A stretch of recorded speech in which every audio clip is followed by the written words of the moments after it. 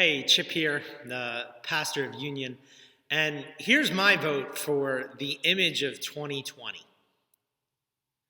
And maybe this looks a little different for each of us. Maybe some of us are faithful holdouts and still have an alarm clock. But I have to tell you, I'm a morning person, and so I love to get up in the morning.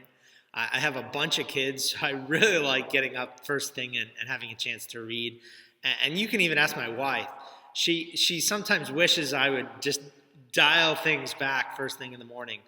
But these last 6 months, since I don't know, March, I've noticed myself starting to roll out of bed a little later, hitting the snooze a couple more times.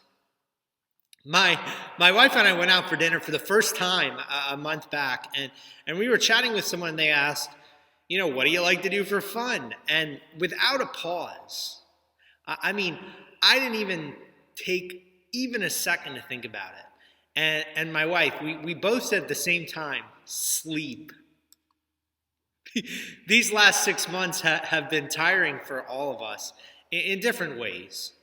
Maybe you aren't stuck at home with a bunch of kids, but it's still been exhausting. The march of the daily news has been exhausting. I came across this cartoon this week, and it says, same old, same old. Back to you, Jim. And that about sums it up, doesn't it? This year has been enough for each of us to want to burrow under our covers and wait for next year. You know what this year has been like? It's been like pre-2004 Boston, but before Dave Roberts stole second. And we kept saying to each other, there's always next year. It's been an exhausting year. So hear this good news from God. And it really is good news. God promises us rest and with it joy. God promises us rest and with it joy. We've been following the 10 guides that God gives us in Exodus 20, and today, God guides us into rest and joy. Of the 10 guides that were given, 8 of them encourage us through warning about what not to do. Don't murder, don't cheat, don't steal, don't lie. But today in Exodus 20, verse 8, and next week, we're going to hear another positive one. God gives us an encouragement here to rest in him. So let's look together for a couple minutes at the rest that's found in God, and second, at the joy that comes with it. First, God promises us rest. Exodus 20, verse 8. Remember the Sabbath day by keeping it holy.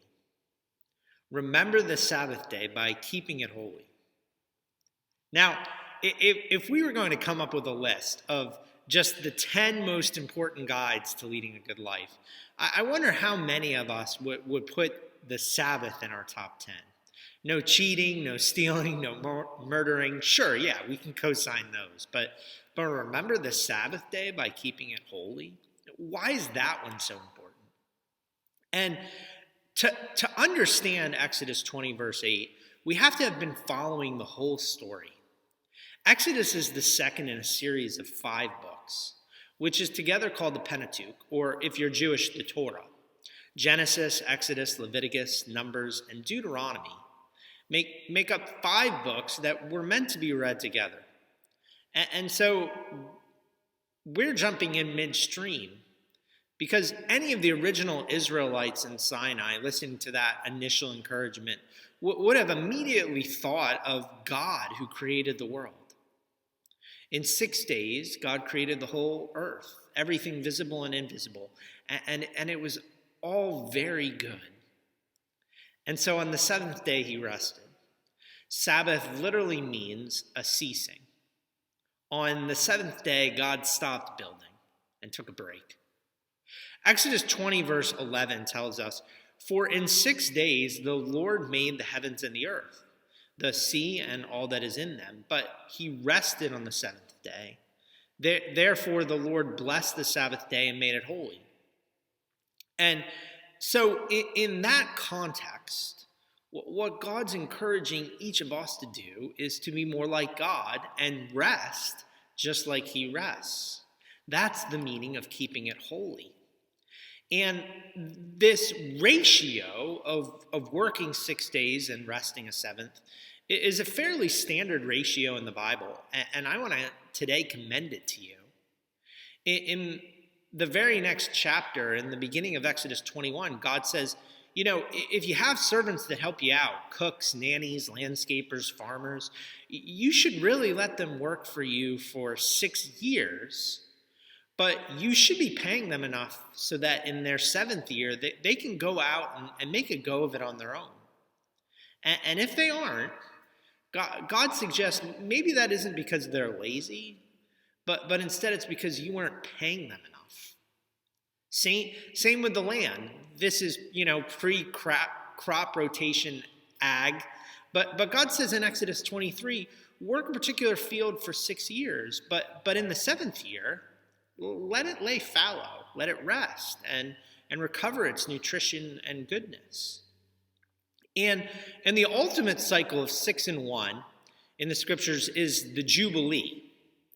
In Leviticus 25, God says every 50 years, which if you can do math quickly is 7 sets of 7, not only should you let your workers rest, not only should you let your land rest, but you should also let the whole nation rest.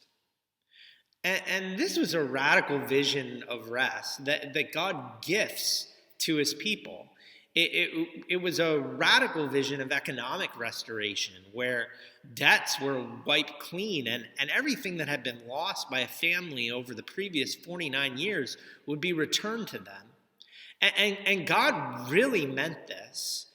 And a good example of that is even borrowing rates in the Old Testament were linked to how close the loan might be to the next Jubilee. And so today, God really does want us to work 6 days and rest on the 7th day from our labor. This doesn't mean just paid work, but it also means from all that extra work that makes up our lives, the cooking, the cleaning, the fixing the yard.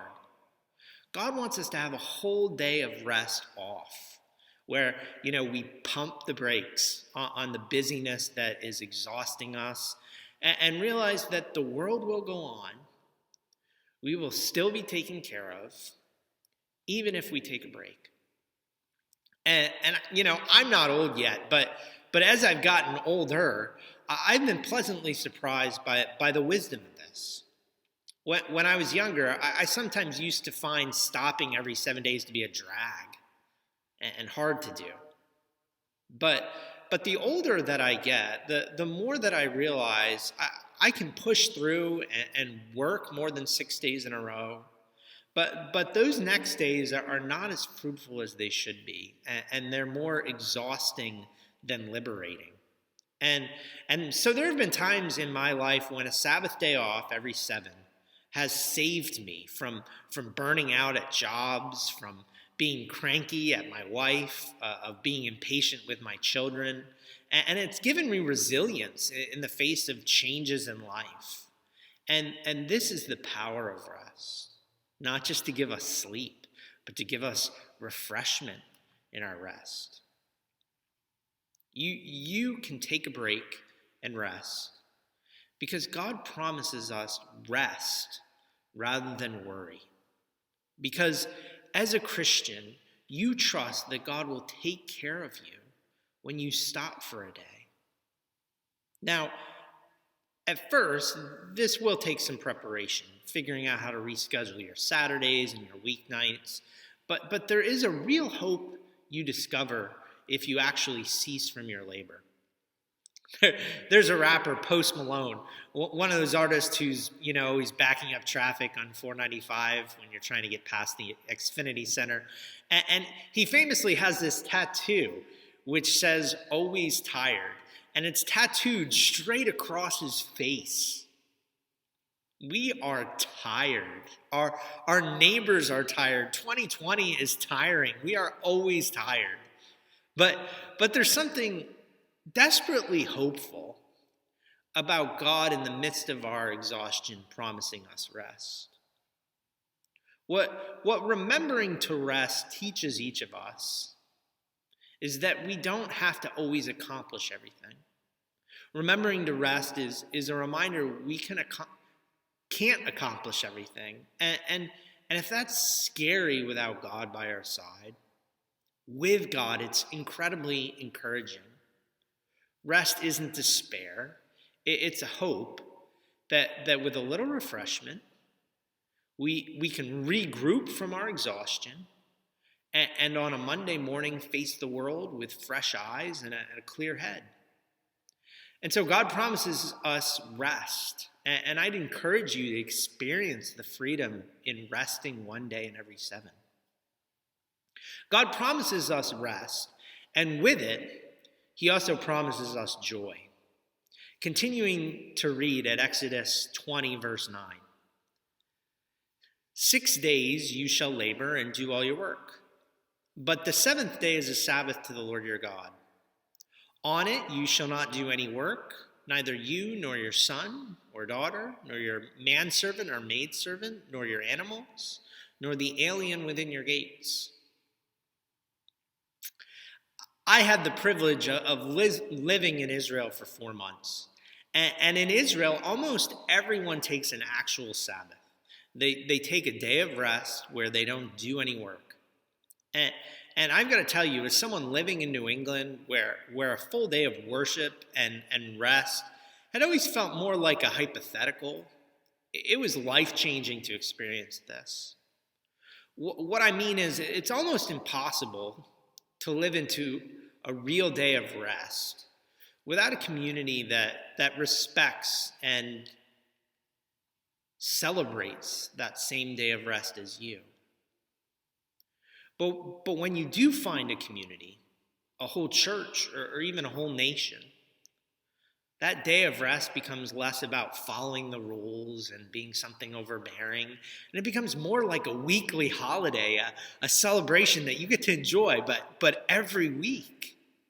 See, what the Sabbath is supposed to be is a foretaste of the new creation which is to come. It's supposed to be a day filled with joy where we experience how sweet God and his people and a restored world will be. Now, we aren't there yet, but a Sabbath can still be really fun. And this is what Jesus' critics kept missing when they kept criticizing him for healing others or plucking fresh food from the fields.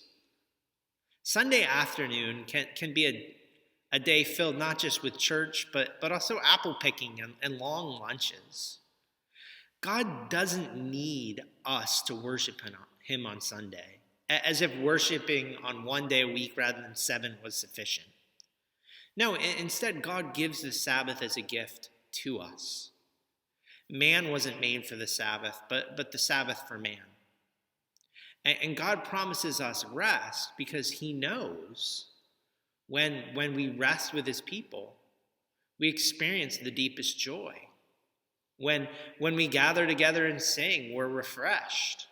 When we read his guidance in the scriptures, we gain as well new insight into the challenges of our jobs and families and everyday lives. And so the Sabbath, it's a day not just about ourselves, but about helping everyone. Verse 10 in Exodus 20 tells us it's rest not just for us, but for others. And in Isaiah chapter 58, verse 13, we're told that the Sabbath, because it's with others, is a day of delight when we find joy and feast together.